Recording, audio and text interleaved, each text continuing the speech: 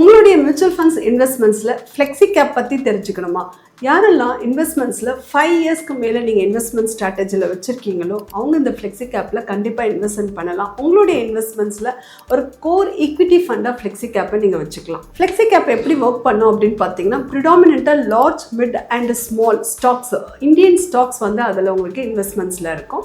As per SEBI guidelines, flexi கேப்பில் ப்ரிடாமினெண்ட்டாக 65% வந்து ஈக்விட்டி மார்க்கெட் அதில் இருக்கணுன்றது ஒரு செபியோடைய ரூல்ஸ். இதோட ஹைலைட் பார்த்தீங்கன்னா ஃபுல் ஃப்ளெக்சிபிலிட்டி. அதனால நோ மார்க்கெட் கேப் அலோகேஷன்ஸ் கண்டிப்பாக இருக்காது. மார்க்கெட் கண்டிஷன்ஸ்க்கு ஏற்ற மாதிரி ஃபண்ட் மேனேஜர்ஸ் அதோடைய அலோகேஷன்ஸை எங்கே வேணாலும் ஃப்ளெக்சிபிளாக மூவ் பண்ணக்கூடிய ஒரு ஃப்ரீடம் இருக்குது. வாலடைல் மார்க்கெட்ஸில் பார்த்தீங்கன்னா ஹை லார்ஜ் கேப்ஸில் வந்து உங்களுக்கு கால் எடுப்பாங்க. அதே போல் க்ரோத் ஃபேஸில் பார்த்தீங்கன்னாக்கா மிட் அண்ட் ஸ்மால் இது ரெண்டுத்தோடைய கால்ஸை அதிகமாக எக்ஸ்போஷர்ஸ் எடுப்பாங்க.